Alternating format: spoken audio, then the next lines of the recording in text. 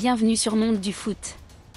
Aujourd'hui, à partir de 16h GMT, le stade de Berkane au Maroc vibrera au rythme d'un choc explosif entre le Mali, qui semble bien parti pour dominer, et le Ghana, qui lutte pour sa survie dans la Coupe d'Afrique des Nations féminines CAF Total Energy 2025. Ce derby ouest-africain, dans le cadre de la deuxième journée du groupe C, s'annonce comme une démonstration de la puissance malienne. Avec leur victoire initiale et leur efficacité redoutable, les Aigles d'Âme sont en position de force pour envoyer un message fort. Comment le quatuor offensif malien, emmené par la star Aguessa Diarra, exploitera-t-il les failles de la défense ghanéenne? La discipline tactique et les contres assassins du Mali suffiront-ils à sceller leur ticket pour l'écart? Mesdames et messieurs, restez avec Monde du Foot jusqu'à la fin pour vivre ce duel intense et découvrir si le Mali confirmera sa montée en puissance. Où et comment suivre ce duel?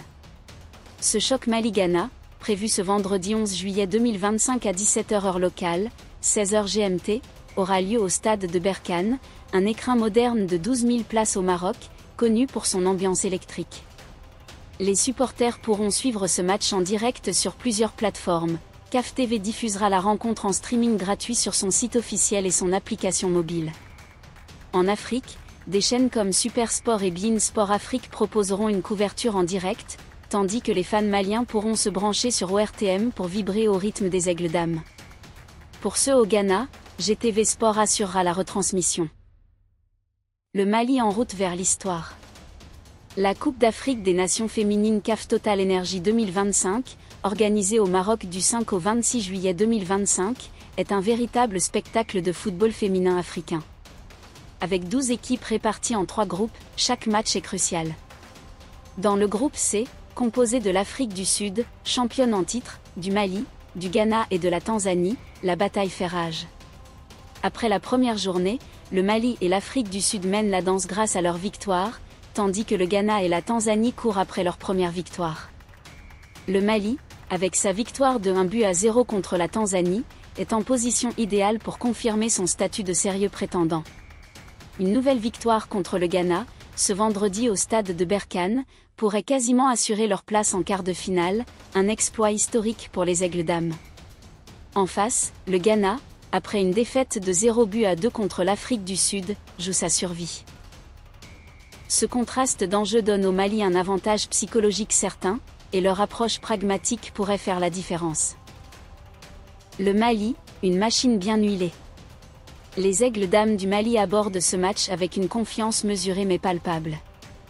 Leur succès de 1-0 contre la Tanzanie, grâce à un but de Saratou Traoré en fin de première mi-temps, a posé les bases de leur campagne. Sous la direction de l'entraîneur Hussein Saloum Mohamed, le Mali excelle par son efficacité et sa discipline tactique. Nous avons gagné notre premier match, c'est un avantage psychologique. Ce sera physique, c'est un derby ouest-africain, mais nous sommes prêtes, a déclaré Saloum Mohamed, soulignant la sérénité de son groupe. Le point fort du Mali réside dans son quatuor offensif, Saratou Traoré, Kadidiatou Diabaté, Aïssata Traoré et Aguessa Diarra. Cette dernière, star du Paris Saint-Germain, est une menace constante avec sa vitesse, sa puissance et son sens du but. Lors des qualifications, elle a marqué un triplé contre la République centrafricaine, prouvant sa capacité à faire basculer un match. La complémentarité de ce quatuor, capable de combiner dans les petits espaces ou d'exploiter les ballons en profondeur, fait des Aigles d'Âme l'une des attaques les plus redoutées du tournoi. Le Mali brille également dans la gestion des temps faibles. Contrairement à des équipes qui misent sur la possession, les Maliennes excellent dans un bloc bas, absorbant la pression adverse avant de lancer des contres assassins. Leur gardienne, Fatoumata Karantao, a été décisive contre la Tanzanie avec plusieurs arrêts clés, offrant une solidité défensive essentielle. Cette combinaison d'efficacité offensive et de rigueur défensive place le Mali en position de force pour dominer le Ghana, dont la défense a montré des signes de fragilité face à l'Afrique du Sud. Le Ghana, un adversaire sous pression. En face, le Ghana est au bord du précipice. Les Black Queens, dirigés par le technicien suédois Kim Lars Björkgren, ont débuté leur tournoi par une défaite de 0-2 contre l'Afrique du Sud. Malgré une prestation encourageante, avec 13 tirs au but et 4 corners, elles ont manqué de réalisme. Alice Cusy et Evelyne Badu ont touché la barre, mais l'absence de but a coûté cher. Nous avons été meilleurs sur de longues séquences, mais ce qui compte, ce sont les buts, a reconnu Björkgren. Le retour de Jennifer Kudjoe, vice-capitaine suspendue lors du premier match, est une bonne nouvelle. Sa présence au milieu pourrait stabiliser l'équipe et renforcer le pressing, une arme clé des Black Queens. Regarder le match depuis les tribunes a été difficile. Maintenant, il faut répondre présente, a-t-elle déclaré. Cependant, face à l'efficacité malienne, le Ghana devra redoubler de vigilance défensive tout en trouvant la faille offensivement, une équation complexe.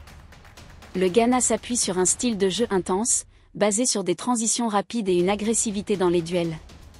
Mais leur manque de finition et les failles défensives exposées face à l'Afrique du Sud pourraient être exploitées par le Mali. Les Black Queens savent que ce match est crucial, une nouvelle défaite compromettrait leurs chances de qualification, un scénario dramatique pour une nation habituée aux phases finales. Ce derby ouest-africain n'est pas seulement un match pour les points, c'est une bataille chargée d'histoire.